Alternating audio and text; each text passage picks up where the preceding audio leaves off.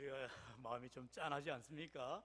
네, 정말 우리가 예배 때 찬양대석에 찬양대원들이 가득 차서 우리의 주어진 사명, 찬양의 사명들을 감당하고도 남아야 되는데 지금 현실적으로 이 세월들이 너무나 안타깝고요. 하지만 우리 장로님도 기도하셨듯이 하나님은 여전히 우리에게 또 사시사철을 허락하시고 이렇게 9월이 되어 가을이 되었습니다. 여러분, 우리의 현실에만 이렇게 너무나 이렇게 함몰된다 하죠. 이렇게 빠져 있지 마시고 때로는 좀 이렇게 자연을 바라보시고 또 들녘들을 바라보시며 여전히 하나님이 일하시고 하나님이 함께 하시고 하나님이 붙들어 주시는 은혜를 체험할 수 있기를 축원합니다. 여러분, 이렇게 좀 이렇게 드라이브도 좀 하시고 너무 집콕만 하지 마시고 좀 이렇게 자연 만물들을 바라보시면, 우리 좋은 일산에 호수공원 있잖아요. 저도 뭐 1년에 한 번 가면 잘 가는 건데 이렇게 한 번씩 가셔서 좀 이렇게 리프레시 하시고 천지 만물을 보시면서 자연 만물을 보시면서 하나님이 정말 우리를 얼마나 사랑하시는지, 우리가 이렇게 자연스럽게 숨을 쉬고 있는 것만 해도 하나님이 얼마나 우리에게 주신 은혜가 큰지 감사가 절로 나오게 됩니다. 여러분, 오늘 이 시간, 오늘도 복된 주일 다 함께 모여서 예배드리지는 못하지만 하나님께서 영으로 임재하여 주셔서 각자의 처소 가운데서도 하나님이 동일한 은혜와 복을 더하여 주시는 줄로 믿습니다. 사랑하는 성도 여러분, 지난 주간에 우리가 12의 혈루증을 앓았던 여인에 대한 메시지를 통하여서 그의 믿음, 예수님께서는 그 여인의 예수님의 옷자락만을 붙잡아도 내가 나으리라는 그 믿음 하나 가지고 죽든지 살든지 주님께로 나아갔던 그 믿음을 보시고 그에게 구원을 선포하시고 놀라운 치유의 역사, 기적을 체험하는 것을 우리가 말씀을 통해서 은혜 받았습니다. 오늘은 이제 오늘 동일한 본문의 앞뒤 내용이지요. 이게 이제 신학적으로 보면 샌드위치 기법이라고 표현을 합니다. 우리가 보통 샌드위치가 두 빵 사이에 이렇게 햄이나 또 이렇게 채소 여러 가지 것들이 있잖아요. 이제 이 안에 지금 지난 주간에는 43절로 48절의 말씀을 통해서 12의 혈루증을 앓았던 여인의 치유 역사를 다루시면서 그 이전과 그 이후, 오늘 본문을 통해서 주님께서 이제 회당장 야이로의 딸을 낫게 하시는 그런 사건들을 우리에게 보여주고 있는 것입니다. 오늘 이처럼 이 야이로의 딸의 손을 잡아주시면서 아이야 일어나라 말씀하실 때에 놀랍게 아이가, 그 아이도 12살입니다 12살 먹은 아이가, 그만 죽었던 아이가 살아나는 놀라운 기적을 체험하듯이 우리 인생 가운데에 주님이 내 손 잡아주시면서 일어나라 말씀하실 때에 그 말씀대로 일어나는 놀라운 역사의 길을 주의 이름으로 축원합니다. 그렇다면 이제 예수님께서 아이야 일어나라 말씀하시는 그 놀라운 은혜가 어떻게 전개되었느냐? 먼저는요, 회당장 야이로의 모습입니다. 회당장 야이로가 어떻게 됩니까? 바로 첫 번째로 예수님 앞에 엎드리다는 것입니다. 여러분, 지난 주간에 12의 혈루증을 앓았던 여인, 정말로 12년 동안이나 너무나 중한 병, 정말로 누구에게도 어떤 의사에게도 치료받을 수 없어서 많은 돈을 허비했다고 했어요. 세상 사람 아무리 명의를 만나본들, 세상의 어떤 문제를 해결해 준다는 그런 사람을 만나본들 해결할 수 없었던 이 여인이 예수님 앞에 나올 때에, 모든 문제의 해결자 되신 주님을 만날 때에, 주님의 옷자락을 붙잡을 때에 그 즉시 놀란 은혜를 체험하였듯이 지금 이 야이로가 뭐라고 표현해요? 회당장이라고 표현합니다. 회당장, 말 그대로 시나고게죠. 이스라엘은요 지금도 각 마을마다, 옛날 우리 새마을 운동 해가지고 새마을 지도자들 중심으로 각 이장들 이렇게 동네마다 있었잖아요. 그런 개념과 비슷합니다.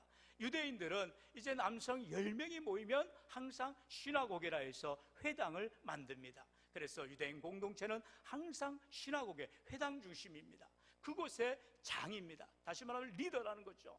회당의 장이라는 것은요 그냥 되는 게 아닙니다. 덕망이 있어야죠. 존경을 받아야죠. 그리고 누구보다도 리더십이 있어야 되죠. 그런 회당장인 이 야이로에게 세상 사람들이 볼 때는 다 떠받들어주고 존경하고 이렇게 보고 있는데, 그만 그 가정의 외딸입니다. 아들도 없어요. 외동딸 야이로의 딸이 그만 죽게 되었다는 것입니다. 왜 이런 일이 당하는 것입니까? 모든 것을 가진 것 같은데, 누가 봐도 존경하고 가진 재산도 많은 것 같고 능력도 많아서 지도자가 되었고 모든 사람들이 다 이루어 보는데 그만 그 가정에 아픔이 있다는 것입니다. 하나님께서는 우리의 인생 가운데에서도 남들이 볼 때에 다 가진 것 같고 다 있는 것 같은다 할지라도 내 안에 정말로 허전한 것이 있고요, 내 안에 안 되는 것들이 있고요, 할 수 없는 것들을 하나님이 허락하실 때가 있는 것을 보게 됩니다. 바로 이러한 어려움을 통해서, 이러한 고난을 통해서 하나님께서는 주께로 나와 엎드리라라는 것입니다.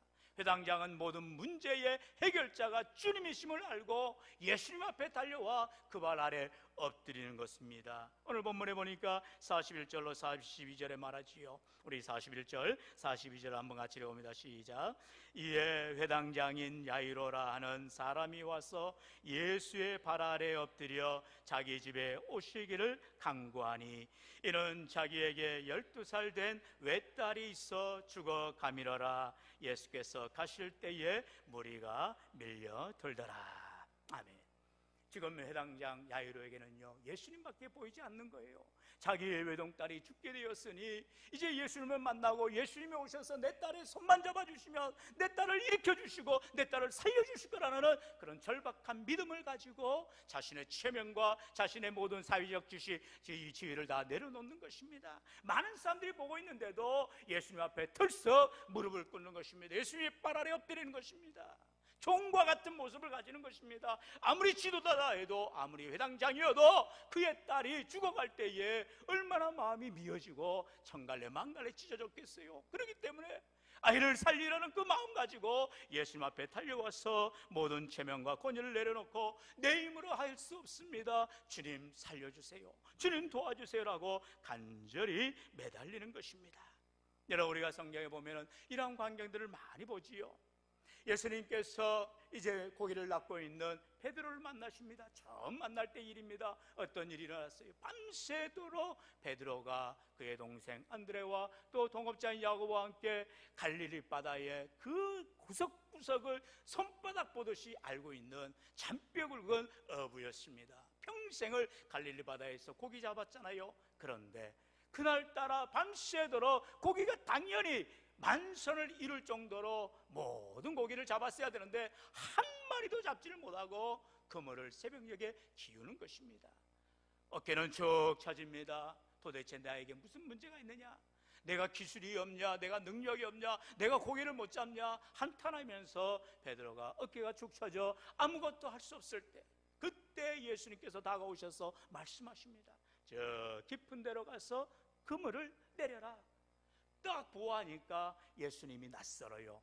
그리고 예수님은 나사렛 출신 아닙니까? 어부하고는 아무런 관련이 없어요. 그러니 인간의 눈으로 바라보면은 말을 그냥 귀뚱으로 들어도 되죠. 당신이 뭔데 내가 좀 밤새도록 고기를 잡으려고 얼마나 일을 쓴 줄 아느냐? 그런데 얕은 데든 깊은 데든 어디를 가도 물고기 한 마리 못 잡았다라고 변명할 수 있지요. 그런데 베드로는 순간, 예수님을 바라보는 순간 그렇게 고백하잖아요. 내가 밤새도록 수고하여서 잡은 것이 없지만은 말씀하신 대로 그물을 내리리이다. 여러분, 바로 주님의 말씀 앞에 순종하는 것이 참된 믿음의 시발점인 것입니다. 우리의 생각을 내려놓고 내 경험을 내려놓고 내 지식을 내려놓고 주님 말씀하신 대로 순종하고자 할 때에 놀라운 은혜와 역사가 일어나게 되는 줄로 믿습니다. 말씀에 순종할 때 잡은 것이 없지만은 말씀대로 내가 그물을 내리리이다. 그 말은 뭐예요? 이제는 당신이 말한 대로 내가 그물을 내리는데 당신이 책임져라, 주님이 다 책임져라, 이 말인 거예요. 여러분, 참된 믿음은 주님 앞에 모든 것을 맡기는 것이요, 주님이 책임져 주신 것을 믿는 것입니다. 우리의 이 한 몸, 우리의 내 생에 내 모든 것을 주님께 맡길 때에 주님이 책임져 주시는 것입니다. 우리 구약성경 사무엘상 1장에 들어가 보면 당시 사사의 시대죠. 엘리 제사장이 있었지만 그가 제사장의 역할을 잘 감당하지 못했어요. 그때에 엘리와 그의 아내인 한나와 브린나가 있었다 그랬습니다. 여러분 잘 알듯이 한나에게는 아이가 없었고 브린나에게는 자식들이 있었습니다. 하지만 브린나가 아무리 한나를 괴롭히고 또 대적하여도 엘가나는 그 한나에게 너무너무나 사랑스러운 남편이었던 것입니다. 그래서 내가 당신에게 10아들보다 낫지 않냐? 당신이 비록 아이가 없어도 나는 괜찮아라고 말하여도 한나는 여성입니다. 아이를 낳지 못하면 얼마나 손깍질 당하고 당시 시대에서는 매장을 당하는 것입니다. 그런데 여러분 꼭 댁에 돌아가셔서 사무엘상을 봐보세요. 1장 5절에 보니까 이 이유가 원인이 분명히 나옵니다. 하나님께서 한나를 임신시키지 않았다는 것입니다. 하나님에게 이유가 있었다는 것입니다. 한나가 아무리 애를 써도 아무리 생리적으로 내를 노력해도 안 되는 것은 하나님이 임신을 막으셨다는 거예요. 우리 인생 가운데의 문제가 해결되지 않을 때에 그 문제 해결자가 하나님이시라는 사실을 믿으라는 것입니다. 내가 아무리 힘쓰고 애를 써도 안 되는 것은 하나님이 막으시기 때문에 안 되는 거예요. 한나는 그 사실을 알고 성전에 올라가 엎드립니다. 1장 10절로 12절에 보면 한나가 마음이 괴로워서 여호와께 기도하고 통곡하며 소원하여 이르되 만군의 여호와여, 만일 주의 여종의 고통을 돌보시고 나를 기억하사 주의 여종을 잊지 아니하시고 주의 여종에게 아들을 주시면 내가 그의 평생에 그를 여호와께 드리고 삭도를 그의 머리에 대지 아니하겠나이다. 그가 여호와 앞에 오래 기도하는 동안에. 성경은 이 한나가 문제를 가지고 성전에 올라가 하나님 앞에 엎드리다는 것입니다. 하나님 앞에 기도하는 것입니다. 하나님 앞에 간구하는 것입니다. 주님을 바라보는 것입니다. 주님을 의지하는 거예요. 그럴 때에 하나님이 그 모든 문제를 이제는 해결해 주시다는 것이죠. 한나가 오래 기도할 때에 엘리 제사장이 그 광경을 봅니다. 아니, 여자가 대낮에 성전에서 고래고래 소리 지르면서 기도하니 술 취했나? 술 마셨나? 엄한 생각을 하는 거죠. 영적으로 바르지 못한 거죠. 그런데 한나는 늘 간절히 하나님 앞에 간절히 간구했다라고 하는 것입니다. 그러다가 엘리가 가까이 가서 보니까 정말 한나가 간절히 기도한 것을 보고 감동하여서 축복하지요. 17절의 말씀입니다. 우리 한번 17절 같이 읽어볼까요? 시작. 엘리가 대답하여 이르되 평안히 가라. 이스라엘의 하나님이 내가 기도하여 구한 것을 허락하시기를 원하노라 하니. 아멘. 여러분, 기도의 끝은 무엇이냐? 여러분, 기도하다 말고 가면 안 돼요. 기도하다 말고 하나님 알아서 하세요 가면 안 돼요. 기도의 응답을 받아야 됩니다. 어떤 응답이냐? 평안의 응답인 것입니다. 평안히 가라라는 것입니다. 주님이 내 안에 들어오셔서 내게 함께하여 주시고 나와 동행하여 주시니 내게 모든 문제를 해결해 주시려는 믿음과 확신을 가지고 마음의 평안을 가지고 돌아간다는 것입니다. 하나님께서 너에게 너의 기도를 허락하시기를 원하노라. 이제 하나님의 응답을 받은 이 한나는 기쁨으로 돌아가 사무엘을 낳습니다. 여러분, 사무엘의 이름이 무엇입니까? 하나님께서 들으셨다라는 의미인 것입니다. 내 기도를 하나님께서 들으셨다라는 의미로 사무엘을 하나님 앞에 서운한 대로 바칩니다. 그리고 또 아이들이 없네요? 아이가 없네요? 그렇지 않아요. 말씀을 자세히 보면 그 한나에게 아들 셋과 딸 둘을 더 주시더라는 것입니다. 여러분, 내가 드린 것은 하나밖에 없지만 하나님께 드려진 것은 작지만 하나님이 더 큰 것으로, 더 놀라운 것으로, 더 복된 것으로 은혜를 부어 주시는 줄로 믿습니다. 사랑하는 성도 여러분, 이처럼 한나가 자기의 자녀 낳지 못하는 이 문제를 가지고 하나님 앞에 나아가 엎드려 기도할 때에, 하나님 앞에 간절히 간구할 때에 하나님은 그 기도를 들으시고 믿음에 응답하여 주셨다는 것이죠. 오늘도 우리가 인생의 문제를 가지고 끙끙거리는 것이 아니라 주님 앞에 엎드리며 회당장 야이로의 그 모습처럼, 베드로의 그 모습처럼, 한나의 그 모습처럼 우리의 모든 문제를 주님 앞에 내어 맡기시고 하나님 앞에 간구하시기를 주의 이름으로 축원합니다. 두 번째, 그렇다면 이제 예수님께서 아이야 일어나라, 놀랍게 살리는 기적은 어떻게 역사에 일어납니까? 예수님의 말씀을 기울여야 되는 거지요. 바로 두려워 말고 믿기만 하라라는 것입니다. 본문 49절 53절을 저와 여러분 앉아 교독해 봅니다. 아직 말씀하실 때에 회당장의 집에서 사람이 와서 말하되 당신의 딸이 죽었나이다. 선생님을 더 괴롭게 하지 마소서 하거늘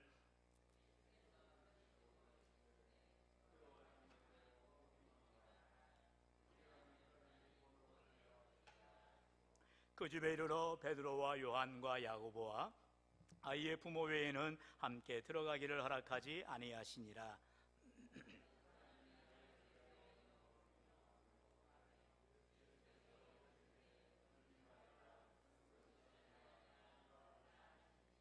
그들이 그 죽은 것을 아는 거로 비웃더라. 아멘. 우리가 이 내용을 읽다 보면은 오버를 빼는 그 광경이 있지요. 바로 요한복음 11장에 나오는 예수님께서 베다니 마을에 나사로, 죽은 지 나흘이 된 나사로를 살리러 가시는 장면과 오버랩이 됩니다. 왜냐하면 여러분, 우리가 요한복음 11장에 보면 예수님은 늘 이제 베다니가 여리고에서 예루살렘으로 가실 때, 또 예루살렘에서 나와서 이제 갈릴리로 가실 때 늘 지나가는 그 요지였어요. 그렇기 때문에 그곳에 사는 나사로를 늘 친구와 같이, 그리고 마르다는 늘 대접하기를 즐겨하죠. 마리아는 늘 말씀 듣기를 즐겨하죠. 그러니 그 가정이 너무나 기쁨의 가정이어서 늘 신방하고 방문했던 것입니다. 그런데 이렇게 살가운 가정에 그만 부모 형제 없잖아요. 부모 다 없는데 이 남매들만, 마르다와 마리아 그리고 나사로가 사는 가정에서 그나마 아버지 역할을 하던 오라버니 나사로가 죽게 되었다는 것입니다. 여러분, 예수님이 아주 가장 가까운 친구와 같은 자입니다. 그런데 그에게도 그만 죽을 병에 걸리더라는 것이죠. 그런데 그 소식이 이제 전해집니다. 예수님이 가까이 사시지 않았잖아요. 그래서 그 소식을 전해 듣고 바로 허겁지겁 달려가야 되지 않겠어요? 누구보다도 친한 관계니까요. 그러나 성경은 나흘을, 시간을, 인터벌을 둡니다. 왜 그럴까요? 완전히 나사로가 죽게 되도록 놔두시더라는 것입니다. 그러면서도 요한복음 11장 전반부에 보면은 제자들에게 그렇게 말합니다. 나사로가 잔다. 이제 내가 깨우러 가야겠다. 나사로가 잔다라고 말하면서 이제 제자들이 말하죠. 아이고, 예수님, 나사로가 자면은 깨워야지요. 그런데 지금 나사로가 죽었다라는 것을 예수님이 잔다라고 표현했는데 제자들은 잘 이해하지 못하는 거예요. 마찬가지로 회당장의 딸이, 이 야이로의 딸이 죽어가미러라. 본문 상반절에서는 죽어가고 있다 했어요. 곧 죽기 일보 직전이었어요. 그렇기 때문에 회당장이 허겁지겁 달려와서 예수님의 발 아래 엎드려서 예수님, 어서 가서 내 딸을 살려주세요, 어서 가세요라고 말하지 않겠습니까? 시간이 급하다는 거예요. 내 생각으로는 예수님의 한시라도 빨리 가서 아이를 살려야 되지 않겠냐는 거예요. 그런데 중간에 또 인터벌이 생깁니다. 바로 43절로 48절에서 가는 길에 그만 놀라운 12의 혈류병을 앓았던 여인의 사건이 나타나는 것입니다. 여러분, 한시가 급하잖아요. 아이를 살려야 되잖아요. 그런데 꼭 중간에 여건이 생기더라는 것입니다. 이것은 무엇입니까? 내 생각을 내려놓게 하시는 거예요. 나는 이렇게만 보이는데 주님께서는 그렇게 하지 않는다는 것입니다. 나사로가 죽은 지 나흘이 되었어요. 이제는 마리아와 마르다가 잡고자기 해버립니다. 예수님께서 나흘이나 지나서서 그때 오셔요. 그러자 마르다가 너무나 체념한 듯이, 주님, 좀 빨리 오셨으면 내 오라버니가 살았을 것을요. 원망과 안타까운 마음을 가지고 예수님 앞에 볼멘소리를 합니다. 예수님 뭐라 하세요? 아니라 나는 부활이요 생명이니 나를 믿는 자는 죽어도 산다. 무릇 살아서 나를 믿는 자는 영원히 죽지 않는다. 이 말을 말함에도 불구하고 마르다는 이제 마지막 때에 잠자던 자들이 부활할 것을 생각하고, 예, 예수님, 그래요. 여전히 마르다에게는 지금 눈앞에 보이는 나사로 오라버니가 한평생 같이 살다가 죽어가지고 이미 무덤에 갇히고 머리에서부터 발끝까지 다 징징 미라처럼 헝겊을 감아놓고 썩은 데가 펄펄 나고 있으니 예수님이 와봐야 소용이 없다는 거예요. 좀 나사로 오라버니가 헐떡헐떡 숨쉬고 있을 때 오셨으면 살릴 수 있었지 않냐는 생각하는 거죠. 예수님이 부활이요 생명이라는 사실을 온전하게 깨닫지 못하더라는 거예요. 여전히 회당장 야이로에게도 그런 연약함이 있을 수 있어요. 아이고, 예수님 한시가 급한데 내 딸을 살려달라고 이렇게 애원봉을 하는데, 아니 가다가 또 12의 혈류증 앓았던 여인을 또 치료하고 있네요. 너무나 마음은 두근두근하면서 답답한 것이지요. 여러분, 그러나 이게 바로 두려움이라는 것입니다. 주님 앞에 엎드림에도 불구하고 기도함에도 불구하고 여전히 현실은 바뀌지 않은 것 같고 여전히 인생의 문제가 해결되지 않은 것 같던 그 두려움 앞에서 우리의 연약한 믿음을 우리가 드러나게 하고 있다는 것입니다. 예수님께서 뭐라 말씀하세요? 50절에 두려워하지 말고 믿기만 하라는 거예요. 아이가 죽은 지 한 달이 되든 1년이 되든 10년이 되든 예수님이 오셔서 죽은 아이의 손을 붙잡으면, 아이야 일어나라 말씀하시면 능히 일어나리라는 믿음을 가지라는 거예요. 두려워하지 말고 믿기만 하라는 거예요. 우리 인생 가운데에 우리 주님이 내게 오셔서 주님의 말씀 한마디로 모든 것을 해결해 줄 것을 믿으면 되는데 다른 것을 찾을 때가 있다는 거예요. 나의 공로도 필요하고 나의 노력도 필요하고 나의 선행도 필요하고 나의 물질도 필요하고 나의 헌신도 필요하다는 거예요. 여러분, 그런 것 가지고 천국 가는 게 아니라는 것입니다. 믿음 하나, 오직 믿음으로 천국에 가는 하나님의 구원받는 인생들 되시기를 축원합니다. 두려워하지 말고 믿기만 하라. 그리하면 구원을 얻으리라. 오직 믿음입니다. 저와 여러분 인생 가운데 어떤 문제가 와도 예수님이 내 생명의 구주가 되심을 고백하는 자들에게 내 모든 죄를 위하여 십자가에 죽으신 것을 믿을 때에, 주님이 나의 죄를 사하시고 사흘 만에 부활하신 것을 믿을 때에 동일한 죽음의 권세를 이기는 놀라운 은혜, 내 모든 문제를 해결하는 능력의 삶이 되어지기를 주의 이름으로 축원합니다. 문제는 무엇이에요? 주위의 사람들이 비웃습니다. 조롱합니다. 왜요? 그들에게는 믿음이 없기 때문에 그들은 그저 눈에 보이는 것만 말하는 것입니다. 아이가 이제는 죽었다라고 이제 심지어 말합니다. 그러면서 갈 필요가 없어요. 예수님 왜 번거롭게 합니까? 가지 마세요라고 말하는 것입니다.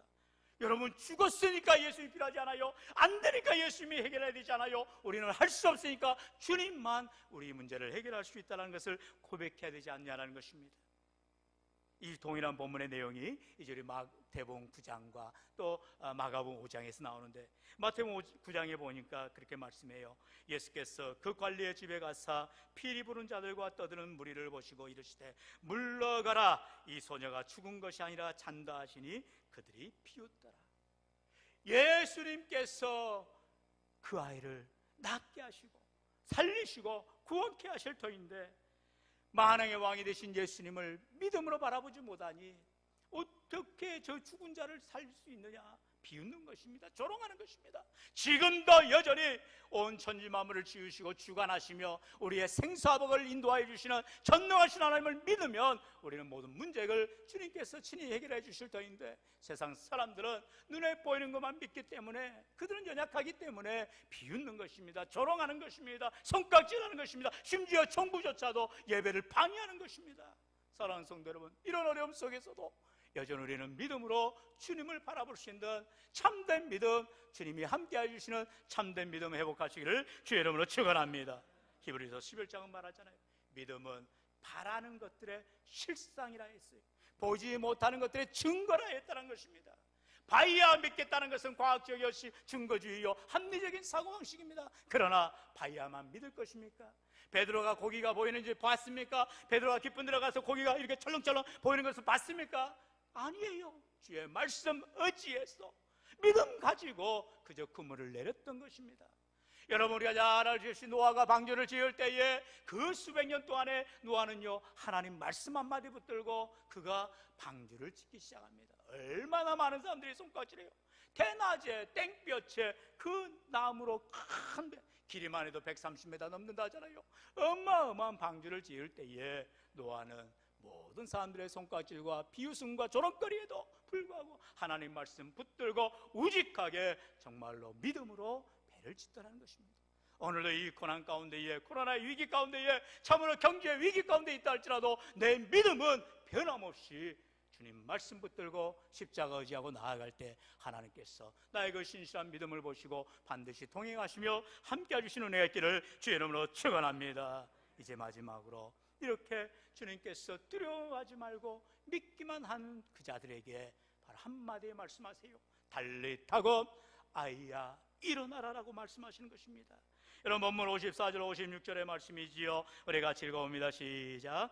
예수께서 아이의 손을 잡고 불러 이르시되 아이야 일어나라 하시니 그 영이 돌아와 아이가 곧 일어나거늘 예수께서 먹을 것을 주라 명하시니 그 부모가 놀라는지라. 예수께서 경고하사 이 일을 아무에게도 말하지 말라 하시니라. 아멘. 예수님께서 아이의 손을 잡았어요. 이 동일한 본문이 또한 마가복음 5장에 나오는데요, 41절에 보면 그 아이의 손을 잡고 이르시되 달리다 쿰 하시니 번역하면 곧 내가 내게 말하노니 소녀야 일어나라 하심이라. 달리다 쿰, 이게 달리다 쿰입니다. 쿰이 일어나라, 이제 명령어 동사죠. 달리다 소녀 또는 아이, 이런 원어의 의미입니다. 달리다 굼, 아이야 일어나라 한마디에 아이가 즉시 곧 일어났다라는 것입니다. 예수님 무슨 세상의 그런 마술사들처럼 또는 그 주술사들처럼 별짓을 하신 게 아니에요.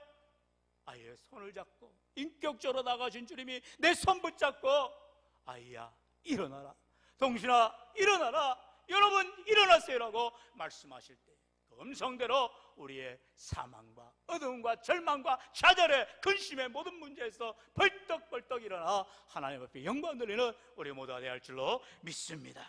달리다 굼. 오늘도 이 음성이 우리 안에 들려질 때에, 내 마음을 두들길 때에, 주님 내 손 붙잡아 주실 때에 우리에게는 일어나는 역사, 기적의 역사, 나음의 역사, 치유의 역사가 일어나는 것입니다. 문제는 무엇입니까? 그렇게 되기까지의 믿음, 세상을 두려워하지 말고 하나님 앞에 엎드려 기도하며 주님의 응답을 간구할 때 우리 주님 분명히 내게 응답해 주시는 것입니다. 사랑하는 성도 여러분, 예수님께서 이 아이가 이제 일어나자마자 부모에게 하는 말씀이 뭐예요? 55절에 그 영이 돌아와 아이가 곧 일어나거늘 예수께서 먹을 것을 주라 명하시니, 먹을 것을 주라라는 거예요. 아이가 그동안에 계속 이제 어려운 가운데, 아픔 가운데에 얼마나 허기졌겠어요? 얼마나 힘들었겠어요? 다시 말하면 우리 주님께서는 그 아이의 필요를 채워주신다는 것입니다.